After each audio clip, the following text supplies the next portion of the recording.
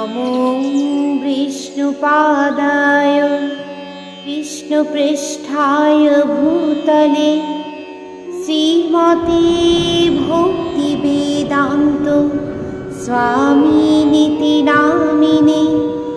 नमस्ते सरस्वती देवी गौरवाणी प्रचारिणे निर्विशेष शून्यवादी पश्चात्देशतारिणे। जय श्री कृष्ण चैतन्य प्रभु नित्यानंद श्री अद्वैत गदाधर श्रीवासादि गौर भक्तवृंद। हरे कृष्ण कृष्ण कृष्ण हरे हरे, हरे राम राम राम हरे हरे। শ্রীমদ্ ভগবদ গীতার দ্বিতীয় অধ্যায় সাংখ্যযোগ থেকে শ্লোক নাম্বার ৩৫। ভয়াদ রণাদ পরতম মংসংস্তে তম মহারথা যেষম চ তম বহুমত্ত ভূতযশস্বি লাঘবম। অনুবাদ: যে সমস্ত মহারথীরা তোমার নাম ও যশের জন্য উচ্চ ধারণায় পোষণ করে, তারাই তুমি ভয়বশত যুদ্ধক্ষেত্র পরিত্যাগ করেছ বলে মনে করবে এবং তারাই তোমাকে তুচ্ছ জ্ঞান করবে।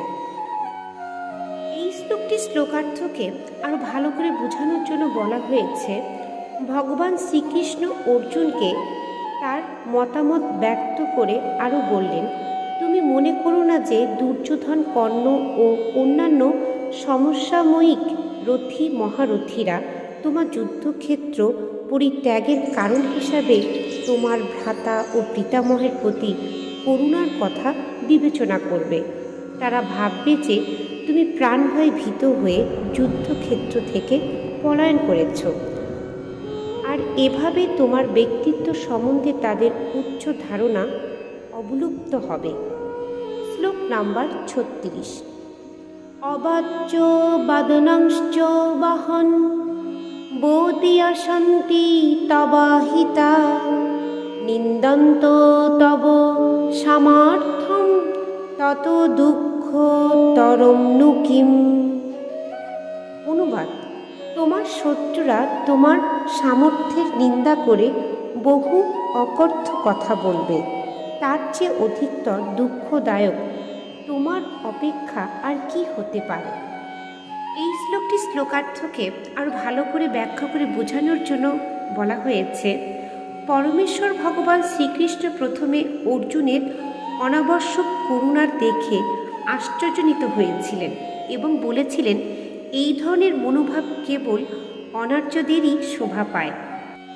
যে ব্যক্তি তার শ্রেষ্ঠত্বের জন্য যত বেশি প্রসিদ্ধ হন, তার কীর্তি এবং অপকীর্তিও তত বেশি স্থায়ী হয়। জাগতিক দৃষ্টিতে যাকে শ্রেষ্ঠ বলে মনে হয়, তাকে লোকেরা অত্যন্ত উচ্চ দৃষ্টিতে দেখেন। এইরূপ মানুষের যখন অপযশ হয়, সেটা তার মৃত্যুর চেয়েও অধিক দুঃখদায়ক হয়। এখানে পরমেশ্বর ভগবান বিভিন্নভাবে যুক্তি দিয়ে অর্জুনের তথাকথিত করুণার বিরোধিতা করেছিলেন। বাঞ্ছাকল্পতরুভ্যশ্চ কৃপা সিন্ধুভ্য এব চ পতিতানাং পাবনেভ্যঃ বৈষ্ণবেভ্যঃ নমো নমঃ। হরে কৃষ্ণ।